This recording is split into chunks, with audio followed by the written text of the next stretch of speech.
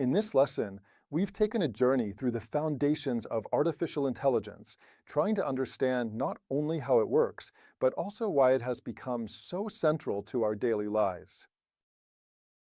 We've seen that artificial intelligence isn't a single technology, but rather a complex ecosystem, made up of different approaches, ranging from the symbolic reasoning of early expert systems to modern machine learning models and deep neural networks.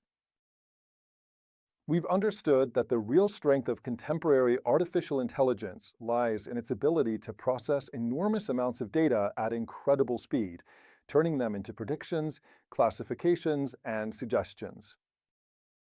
But we've also recognized the limitations of these systems, their opacity, their dependence on data, and the difficulties in providing causal explanations. In other words, artificial intelligence is powerful, but it's not magic. It's a tool that reflects the information it receives and works well only within the boundaries of the data and objectives for which it was designed.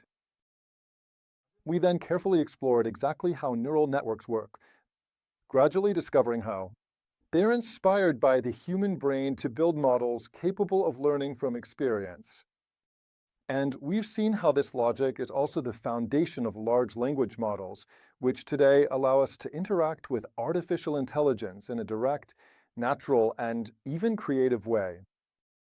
All of this leads us to an important reflection. To live alongside artificial intelligence, it's not enough to just know how to use it. We also need to learn to understand it, to evaluate it critically, to question it. Only in this way we can harness its potential without falling victim to its risks and help build a future where technology truly serves humanity. To conclude, I'd like to suggest a small experiment that can help us reflect in a practical and fun way on what we've discussed. Try playing around with a GPS navigator. Enter a destination and watch how the system calculates the route. Then, change the conditions. For example, simulate heavy traffic or choose to avoid highways. And compare the new routes. You'll notice how the algorithm quickly adapts, always looking for the most efficient solution. In the same way, you can explore an automatic image storage system, like Google Photos. Search for keywords like umbrella, dog, or bicycle and watch how the artificial intelligence selects the matching images, even if you've never labeled them manually. At this point, I invite you to a broader reflection. Try asking the same questions to a large language model, like those that generate text in natural language. Give it an image and ask what it contains. Or try asking it to calculate the shortest route between two cities. What kind of answers would you get? Does it really understand the question? And above all, can we trust it, even if it often sounds more convincing, but doesn't have access to real understanding or human common sense?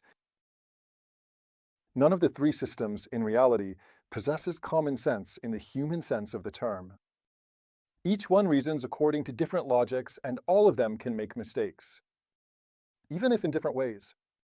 This reminds us that, no matter how powerful, these tools need to be understood, put into context, and used with a critical mindset. Try to find incorrect behaviors, wrong answers, play around with the systems, and try to understand how and when they make a misstep.